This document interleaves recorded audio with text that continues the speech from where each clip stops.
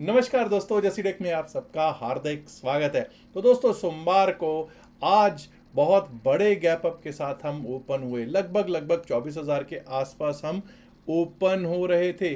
और अगर आपने आज टेलीग्राम चैनल सुबह देखा हो तो टेलीग्राम चैनल पे मैंने मार्केट के स्टार्ट होने से पहले ही लिख दिया था कि 24,000 is a supply zone.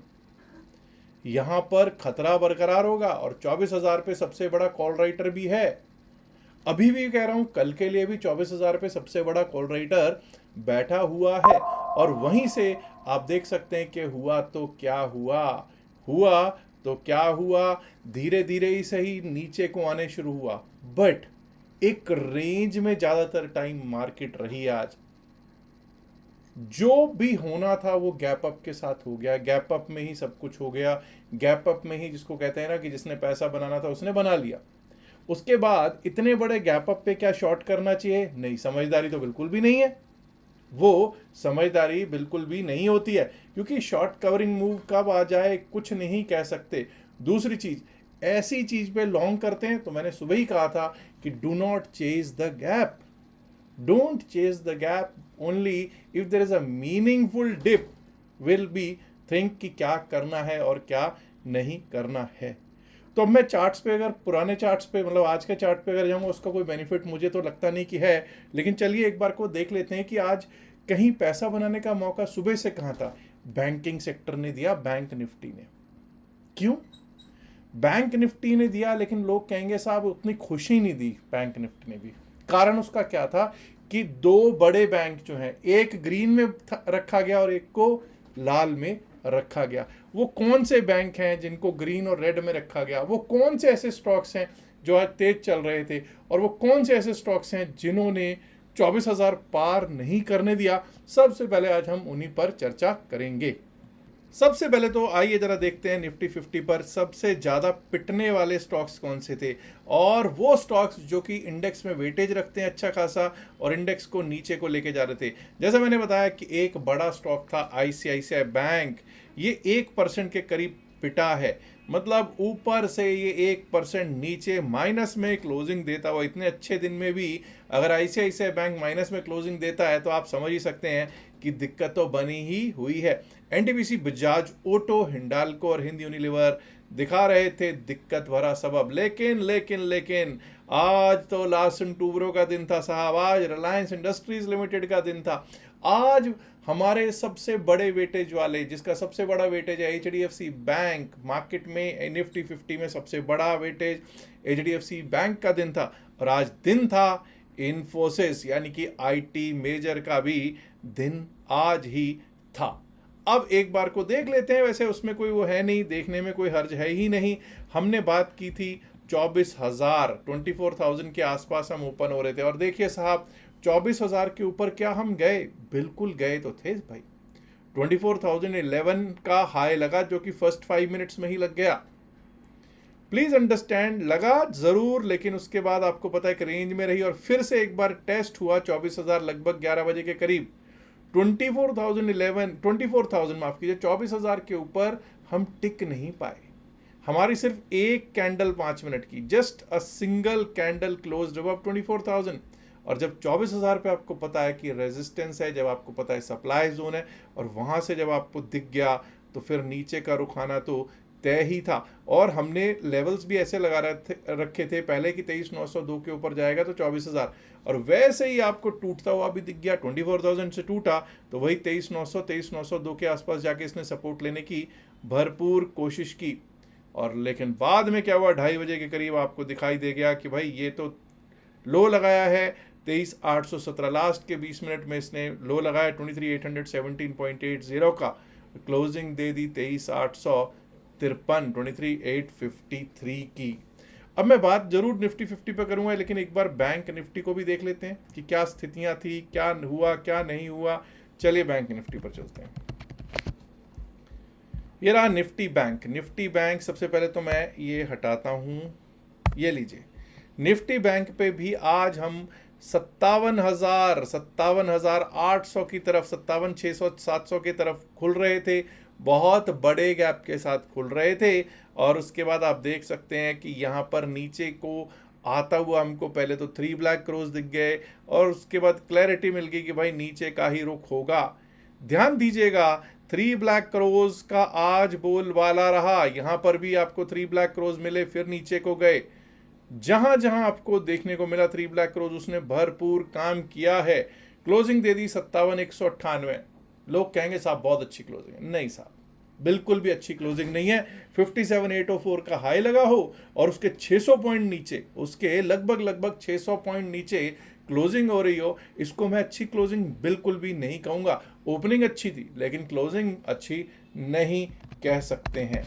Nifty financial services index, Nifty financial services index ये देखिए साहब 331 पॉइंट प्लस में, यहाँ पर लगभग अपने हाई से 250 पॉइंट नीचे 26274 पर क्लोजिंग होती हुई दिख रही है। ये ठीक ठाक रहा, लेकिन इसको भी जो आईसीआईसीआई बैंक का दंश जो था वो इसको झेलना पड़ा, जो वहाँ पर दिक्कत आ रही थी वो इसको भी झेलनी पड़ी है। निफ्टी मिड कैप ने कुछ अलग किया क्या निफ्टी मिड कैप ने कुछ अलग किया? ये लीजिए साहब, निफ्टी मिड कैप बहुत बड़े गैप से खुला और सब लेवल्स के ऊपर खुला और उसके ऊपर ही टिका रहा। अभी एक बार को बीएसई सेंसेक्स भी देख लेते हैं, जब देख ही रहे हैं तो सेंसेक्स भी देखेंगे भाई। ये रहा साहब बीएसई सेंसेक्स। बीएसई सेंसेक्स जब हम देखते हैं तो यहाँ पर भी आपको 76 140 76 140 के आसपास का जाके इसने सपोर्ट लिया है, वो लास्ट में लिया है। ज़्यादा खुशी मुझे नहीं है सेंसेक्स। सबसे ज़्यादा निराश अगर किसी ने किया तो मुझे बैंकिंग ने आज किया। बैंकिंग में भी आपको पता है कि एक बड़ा स्टॉक था जिसके कारण निराशा हाथ लग रही थी। अब कल आपको पता है निफ्टी 50 की है एक्सपायरी। अब कैसी एक्सपायरी हो सकती है ज़रा देखेंगे। सबसे पहले तो मैं इन सबको विराम दे देता हूँ और एक जरा नोट कीजिएगा, निफ्टी 50 को डेली टाइम फ्रेम पर हम चलते हैं। डेली टाइम फ्रेम पर आप देख सकते हैं किस तरह से गैप अप करवाए जा रहे हैं। ऑप्शन चेन पे चलते हैं और देखने की कोशिश करते हैं कि ऑप्शन चेन क्या कह रही है। 23,853.90 23,853.90 पर हमारी क्लोजिंग।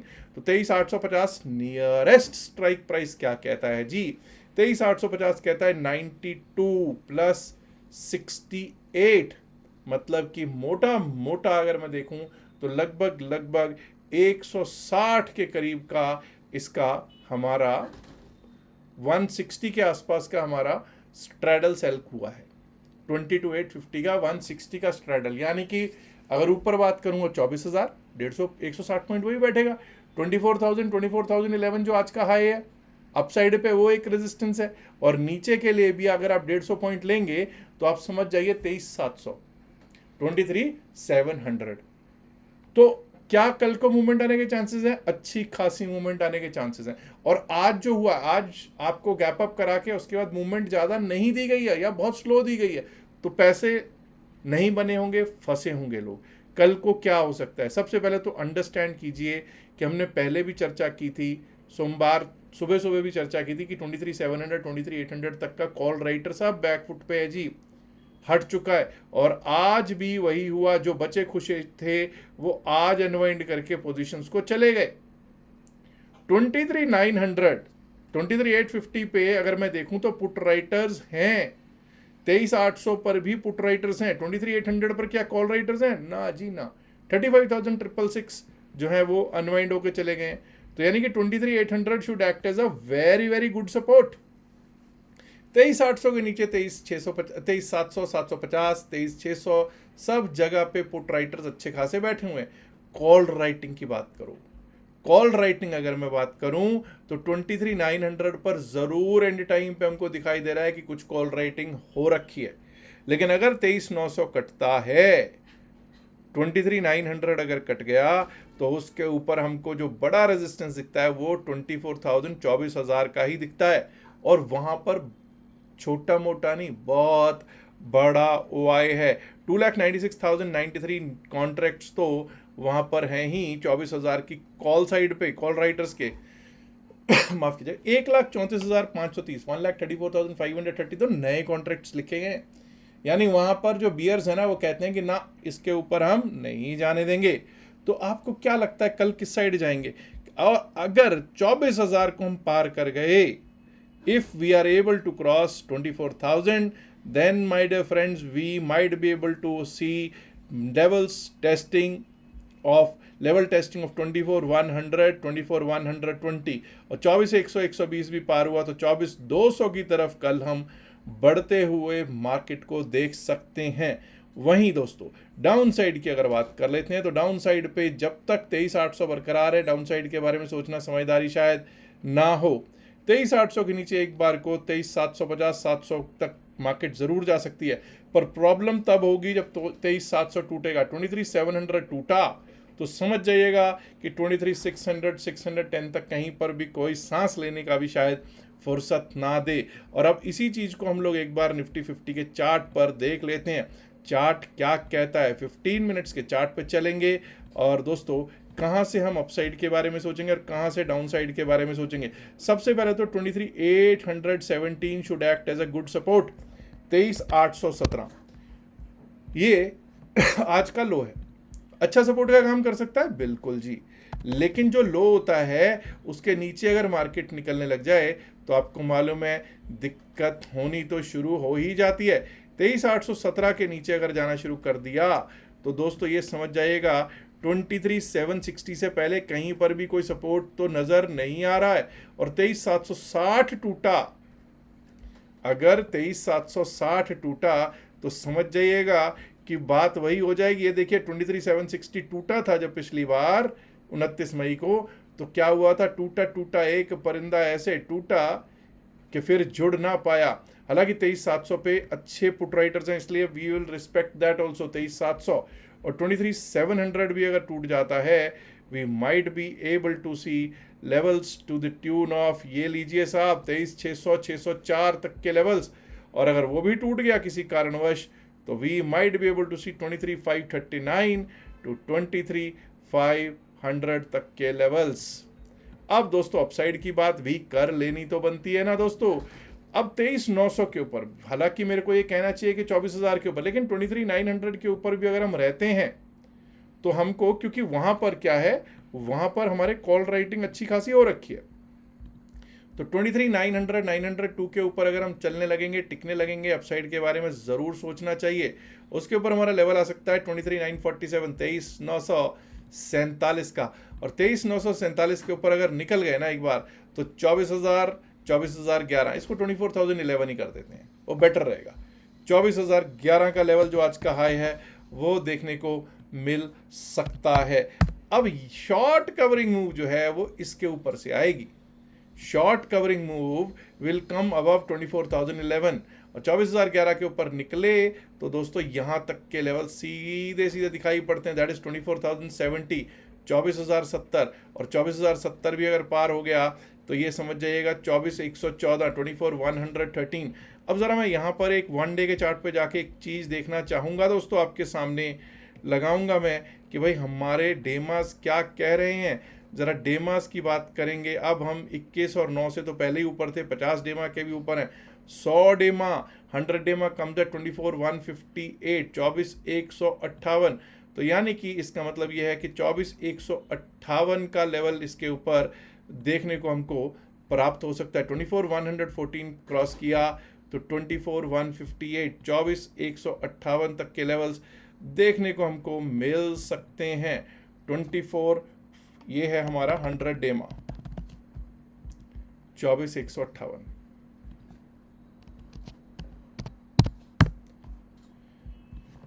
आइए देखते हैं बैंक निफ्टी की ओर चलते हैं और बैंक निफ्टी किस तरह से चल सकता है, क्या लेवल्स हो सकते हैं, उस पर नज़र डालते हैं। सबसे पहले तो भाई मैं 1 घंटे के चार्ट पर लेकर चलूंगा और 1 घंटे के चार्ट पे हमको क्या देखने को प्राप्त होता है। सबसे पहली चीज़ है 57,119, 57,119, 57,119 के नीचे हम डाउन साइड के बारे में बिल्कुल सोचेंगे। क्यों भाई, क्यों सोचेंगे? क्योंकि ये आज का लो है, टुडेज लो 57,119। अगर इसके नीचे हम जाना शुरू करते हैं तो हमारे लिए क्या लेवल्स शुरू हो सकते हैं। सबसे पहले तो ये हटा देता हूँ, इन सब कुछ लेवल्स को ना हटाना पड़ेगा।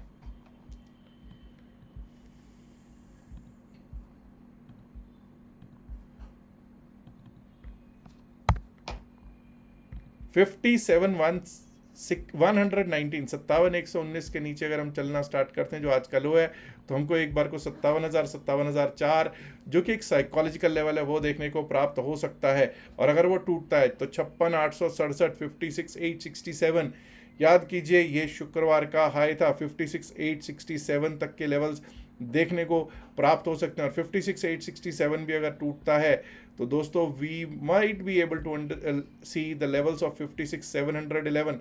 56,711 टूटा तो 56,500 503 तक के लेवल्स हमको डाउन साइड पे देखने को प्राप्त हो सकते हैं। अब अप साइड की भी बात करनी तो हमारी ज़रूरी है। याद रखिएगा जब तक 57,500 के ऊपर नहीं चलते, जब तक हम 57,500 के ऊपर नहीं चलते, 57,506 के ऊपर नहीं चलते, अप साइड के बारे में नहीं सोचेंगे। उसके ऊपर हमारे लेवल्स क्या आ सकते हैं, आइए थोड़ा 1 घंटे के चार्ट पे थोड़ा पीछे चल के देखेंगे कि क्या लेवल्स 57,506 के ऊपर आ सकते हैं। 57,506 के ऊपर अगर हम चलने लग जाएं, टिकने लग जाएं, तो हमारे लिए थोड़ा पीछे चलना होगा। जी ये रहा 57,506 के ऊपर गए तो ये लेवल आ सकता है साहब हमारे लिए क्लियर 57,700 का, 57,700 का, और 57,700 के भी ऊपर अगर निकल गए तो ये याद रखिएगा फिर हमारे लिए रास्ता खुल जाएगा 57,858 57,858 का, 57,858 के बाद हमारा अगला रास्ता जो है वो है सीधा सीधा 58,000 58,000 का रास्ता खुल जाएगा दोस्तों। अब दोस्तों इतना याद रखिएगा कि ये हुई निफ्टी बैंक की बात, इस पे फोकस आपको पता है कि दोनों बड़े बैंक्स पे तो करना ही पड़ेगा। ऐसे ही फिर निफ्टी पर भी देख लेते हैं कि क्या रह सकते हैं लेवल्स। पहले जब मैं लेवल्स लगाता हूँ तो भाई पहले डाउन साइड के लेवल्स लगा लेते हैं, और डाउन साइड के लेवल्स पे जब हम देखते हैं तो हमको पता चलता है कि 26,232 26,232 इस टुडेज लो, 26,232 आज का लो है। 26,232 के नीचे अगर जाना शुरू करते हैं तो कहाँ तक का रास्ता खुल जाएगा, 26,232 के नीचे अगर जाना शुरू कर गए तो हमारे लिए रास्ता खुल जाएगा जी यहाँ तक का, दैट इज 26,152 26,152, और 26,152 भी टूट गया। If we breach 26,152, we might be able to see the levels of 26,100 102 26,102 और 26,102 के नीचे गए तो दोस्तों फिर हमारे लिए रास्ता खुल जाएगा ये यहाँ तक का, दैट इज 26,034 26,034। अब अप साइड की भी कर लेते हैं बात।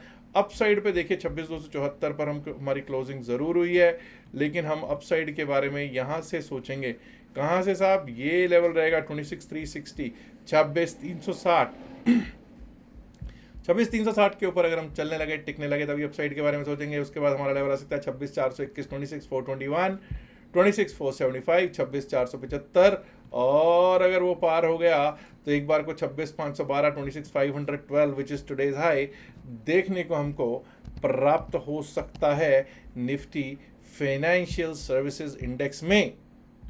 let us now look at Nifty mid cap और उसके बाद बात होगी सेंसेक्स की भी। निफ्टी मिड कैप ये लिए साहब, निफ्टी मिड कैप की जब हम बात करते हैं तो सबसे पहले 14,398 14,398 14,398 के नीचे जाना शुरू करते हैं तो हम लोग डाउन साइड के बारे में सोचना शुरू कर देंगे। ये आज का लो है तो इसको रिस्पेक्ट देंगे, अच्छा सपोर्ट का काम कर सकता है 14,398, बट अगर 14,398 टूटता है तो हमारे लिए कहाँ तक का रास्ता खुला है, 14,398 टूटा तो यहाँ तक का रास्ता बिल्कुल क्लियर खुला है 14,341 14,341 14,341 भी अगर टूटा तो 14,292 14,292 and below that my dear friends we might be able to see 14,250 251 14,250 251 तक के लेवल्स डाउन साइड पे देखने को मिल सकते हैं। अब अप साइड पे हम कब सोचेंगे, अप साइड पे हम सोचेंगे 14,500 के ऊपर ही, 14,537 के ऊपर ही, 14,537 जो आज का हाई है इसके ऊपर ही सोचेंगे। अब मुझे मालूम है कई लोग कहेंगे साहब जो सुबह क्वेश्चन पूछा था उसका आंसर क्या है वो आपने अभी तक नहीं दिया, अभी बिल्कुल देंगे साहब।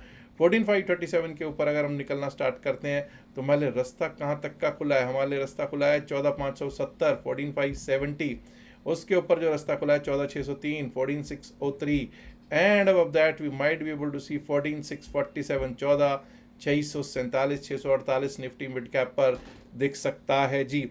अब सेंसेक्स पर भी कर लेते हैं बात, उसके बाद क्वेश्चन का आंसर पे होगी बातचीत।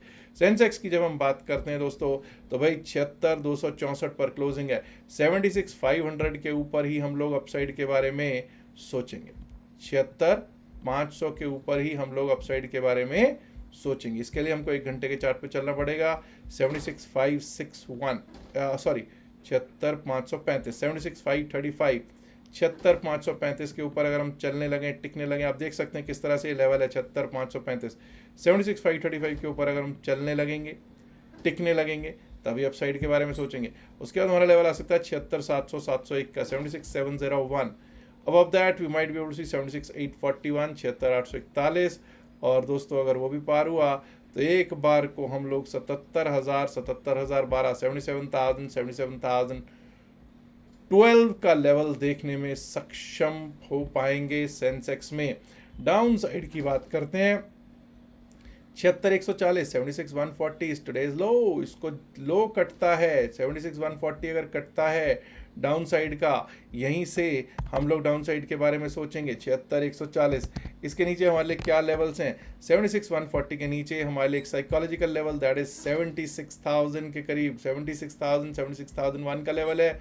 और अगर 76,000 टूटा तो दोस्तों यहाँ तक का रास्ता खुला है। 75,869 75,859 और 75,859 भी टूट गया तो my dear friends we might be able to see this as our levels that is 75,685 75,685 on BSE Sensex के लेवल्स देख सकते हैं दोस्तों मैं स्क्रीन शेयर नहीं कर पा रहा हूँ किसी कारणवश, लेकिन मैं आपको आंसर जो सुबह प्री मार्केट अपडेट में पूछा था, क्वेश्चन जो पूछा था उसका आंसर है। क्वेश्चन क्या था? क्वेश्चन ये था कि जो शेयर होल्डिंग पैटर्न्स होते हैं किसी भी कंपनी का, जो लिस्टेड कंपनी है उसकी शेयर होल्डिंग पैटर्न में आपको ये बताना था कि प्रमोटर कितनी मैक्सिमम कितनी शेयर होल्डिंग रख सकता है। तो भाई कई लोगों ने अपने आंसर दिया है, और जो मैक्सिमम जो शेयर होल्डिंग पैटर्न रख सकता है कोई भी प्रमोटर वो है 75%। 75% तक की शेयर होल्डिंग पैटर्न कोई भी रख सकता है प्रमोटर। बाकी जो कम से कम 25% है वो पब्लिक के लिए, इंस्टीट्यूशंस के लिए ओपन रहना पड़ेगा, तभी उसको कहेंगे कि वो पब्लिक कंपनी पब्लिक हो गई है। अच्छा एक और बात है दोस्तों, टॉप पे आपको एक स्क्रीनशॉट, एक छोटा सा एक वो दिख रहा होगा आपको, QR कोड माफ़ कीजिएगा QR कोड दिख रहा होगा, उससे आप डेल्टा एक्सचेंज में अपना अकाउंट खोल सकते हैं और लाभ प्राप्त कर सकते हैं 2 दिन की क्लास का। याद रखिएगा जो भी बातचीत इस वीडियो में की गई है सिर्फ और सिर्फ एकेडमिक पर्पसेस से की गई है, इसका वाइसल की सलाह से कोई लेना देना नहीं है। वाइसल की सलाह के लिए आप अपने फाइनेंशियल एडवाइजर से बात कीजिएगा। लास्ट में इल्तिजा है, गुजारिश है, रिक्वेस्ट है कि इस वीडियो को लाइक कीजिएगा, शेयर कीजिएगा। और दोस्तों अगर आपने अभी तक जसीरक चैनल को सब्सक्राइब नहीं किया, देर किस बात की, सब्सक्राइब करना तो बनता है ना। शुक्रिया, नमस्कार, धन्यवाद, good luck for tomorrow, bye bye.